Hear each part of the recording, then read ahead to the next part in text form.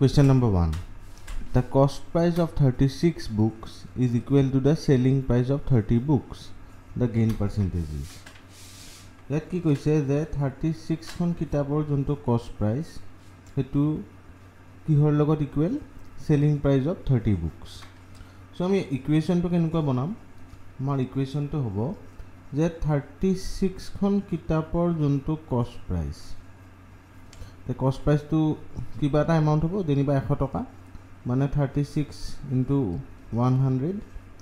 is equal to কি বুলি কৈছে 30 খন বুকৰ জন্তু সেলিং প্ৰাইস এতিয়া সেই সেলিং প্ৰাইস টু এনুকা এটা ভ্যালু হ'ব লাগিব যাতে 30 খন কিতাপৰ জন্তু সেলিং প্ৰাইস হয় is equal to 36 খন কিতাপৰ কস্ট প্ৰাইস আমি 100 টু জাস্ট এজিউম কৰিছো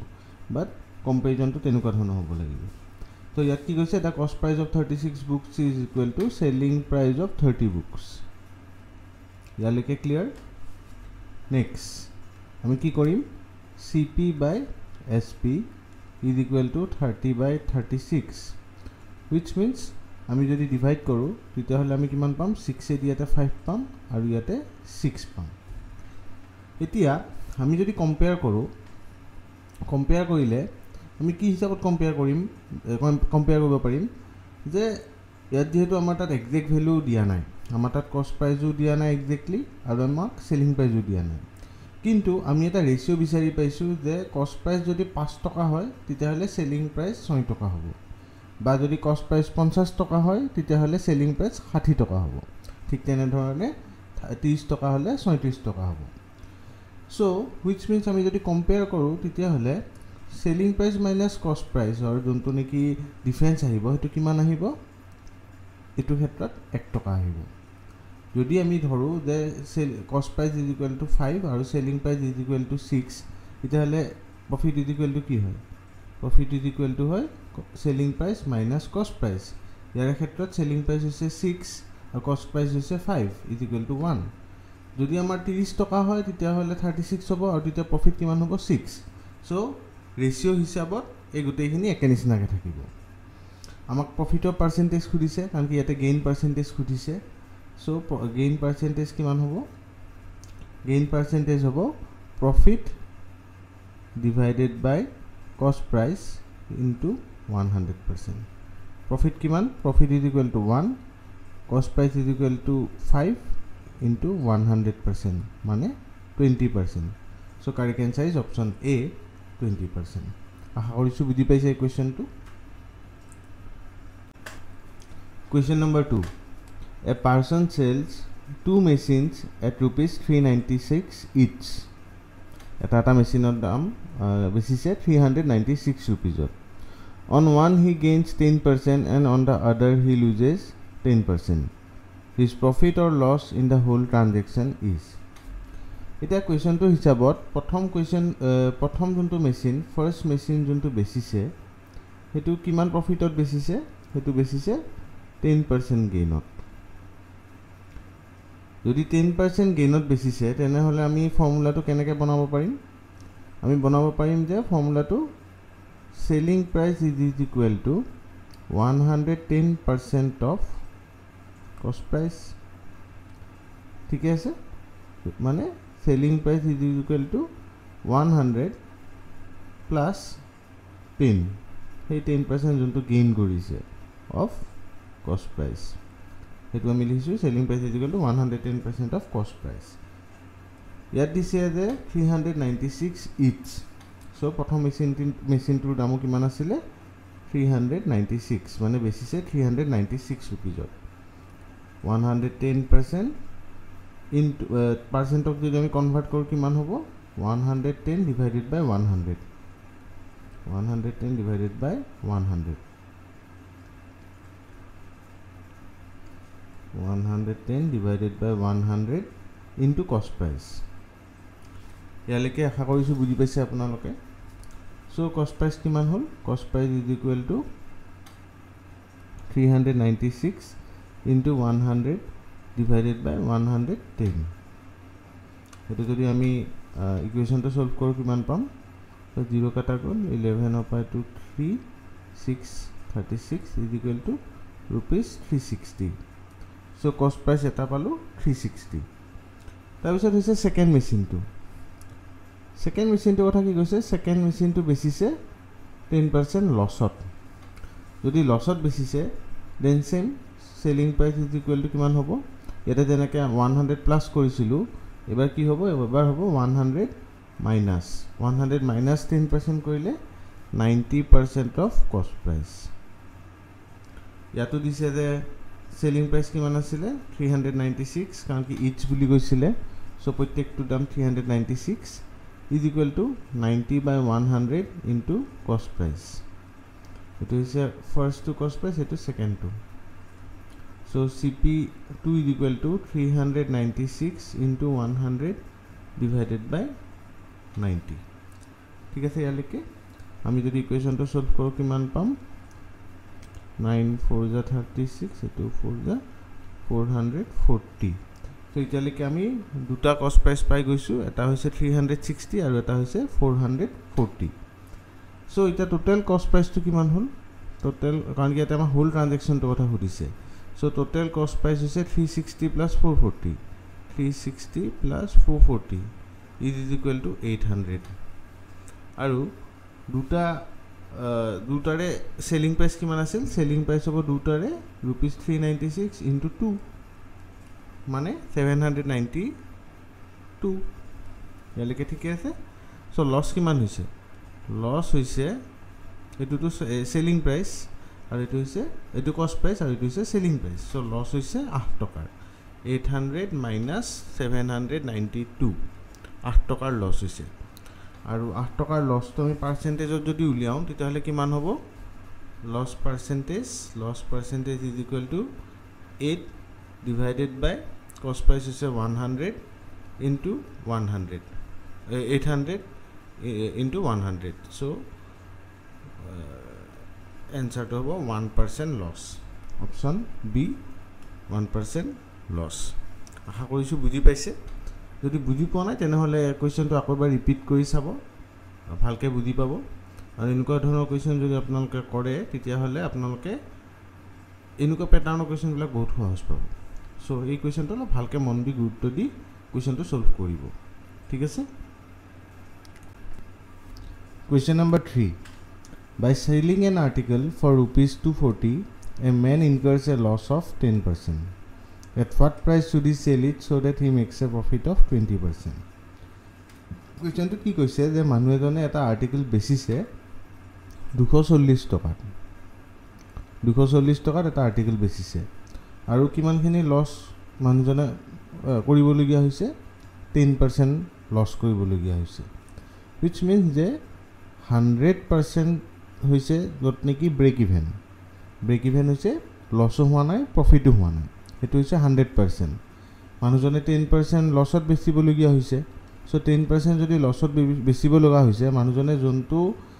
ব্ৰেক ইভেন প্ৰাইস যত নেকি প্ৰফিটও নহয় লসও নহয় তাতছে 10% কম 90% তত বেচিবলগীয়া হৈছে এখিনলৈকে বুজি পাইছে 100% হৈছে যত 1 টকাও লাভ নহয় এটা বস্তু বনাওতে বা গোটেইখিনি খৰচ কৰি মেলি এটা বস্তু যদি বেচিব 150 টকা দাম হয় মানে 150 টকা যদি লয় তেতিয়াহলে লসও নহয় লাভও নহয় লোকসানও নহয়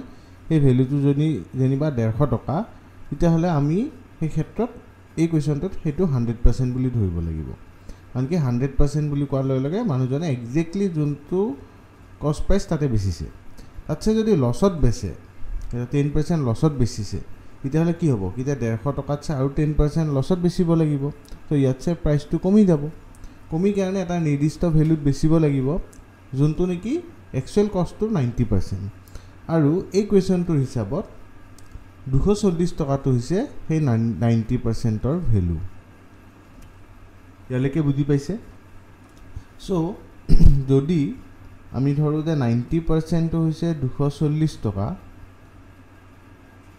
তেনে হলে 1% তাৰে কিমান হ'ব 1% হ'ব 240 divided by 90 ইয়ালৈকে ঠিক আছে তাৰ পিছত কৈছে যে at what price should he sell it so that he makes a profit of 20% এটা যদি 20% প্রফিট কৰিব লাগে তেতিয়াহলে মানুহজনে কিমান পাৰ্সেন্টত বেচিব লাগিব 100 to is a break even so তাৰ ওপৰ দামত বেচিব লাগিব 120% মানে যোনটো ৰেট সে সামগ্ৰীটোৰ দাম 150 টকা তেতিয়াহ'লে 150 টকাতছে আৰু 20% বেছি দামত বেচিব লাগিব সো 120%ত আমি কিমান পাম 240 ডিভাইডেড বাই 90 ইনটু 120 যদি আমি কেনসেল আউট কৰোঁ 0 0 ইয়াৰ পৰা ইফালে যাব এইটো 3 ইপিনে 4 আৰু ইপিনে 8 so answer will be 320 rupees correct answer is option D rupees 320 আশা কৰিছো বুজি পাইছে ইমান টান নহয় খালি প্ৰথমবাৰৰ কাৰণে হয়তো আপোনালোকৰ অলপ কনফিউজন হ'ব পাৰে সো জাস্ট এবাৰ আৰু এটা আইডিয়া দি দিছো আপোনালোকক মানুহজনে যেনিবা এটা আৰ্টিকল গোটেইখিনি ম্যানুফ্যাকচাৰিং গোটেইখিনি কাম কৰি উঠাৰ পিছত মানুহজনৰ কিমানখিনি খৰচ হ'ল মানুহজনৰ 100 টকা খৰচ হ'ল এটা হে 100 টকাটো হৈছে 100% মানে ব্ৰেক ইভেন ইয়াৰে ওপৰত যদি বেচে তেতিয়াহলে মানুহজনৰ প্ৰফিট হ'ব আৰু ইয়াৰে যদি তলত বেচে মানুহজনৰ লছ হ'ব আমাক দিয়া আছে যে মানুহজনে 90% মানে 10% লছ কৰি কেনে বেচিছে মানে এক্সুৱেল যোনটো ভ্যালু হ'ব লাগে তাই 90% মানে 90 টকাত মানুহজনে বেচিছে হেতু হৈছে কি ইয়াতে যোনটো 240 তাৰ পিছত কৈছে যদি 90% 10% লছ কৰিব লগা হৈছে 90 টকাত বেচোতে 120% মানে 20% যদি লাভ ল'ব লাগে তেতিয়া কিমানত বেচিব লাগিব তেতিয়া আমি কি কৰিব লাগিব আমি প্ৰথমতে উলাই ল'ব লাগিব যে প্ৰত্যেকটো 1% ৰ ভ্যালু কিমান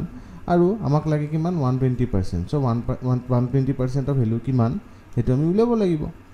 সো ঠিক তেনেকে আমি এই কোৱেশ্চনটো কৰিছো যোনটো নেকি আমাৰ স্ক্ৰিনত দিয়া আছে যদি বুজি পোৱা নাই আকৌ এবাৰ চাই দিব ভিডিওটো বা এই কোৱেশ্চনটো তেতিয়াহলে ভালকে বুজি পাই যাব thank U Question number 4 A radio is sold for rupees 990 at a profit of 110%. What would have been the actual profit or loss on it had it been sold for rupees 890? So ইয়াত কৈছে যে profit কৰিছে 10% মানে selling price কিমান হৈছিলে selling price আছিল 110%. So 110% তত যেনেকৈ কি সেল কৰিছিল তেতিয়া দাম আছিল rupees 990.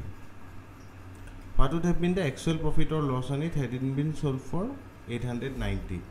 So আমি এটা selling price to জানো আমি উলিয়াব লাগে cost price to উলিয়াব কাৰণে আমি break even value to উলিয়াব লাগিব মানে যত loss হোৱা নাই profit হোৱা নাই আৰু হেতু হৈছে 100%. So 100% কিমান হ'ব 990 divided by 110 into 100. Answer is 900. So 900 হৈছে cost price হৈছে এই আৰ্টিকেল ৰেডিওটো যোনটো নেকি প্ৰফিট কৰিছিল 10% মানে 990 বেচিছিল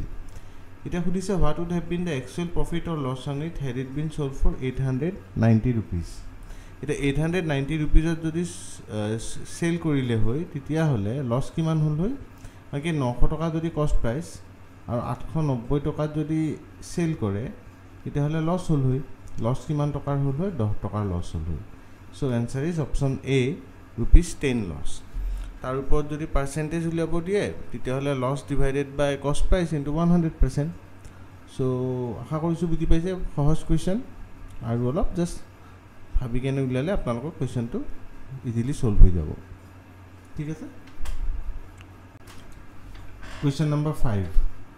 A man sells an article at 5% above its cost price. If he had brought it at 5% less than what he had paid for it and sold it at rupees 2 less, then he would have gained 10%.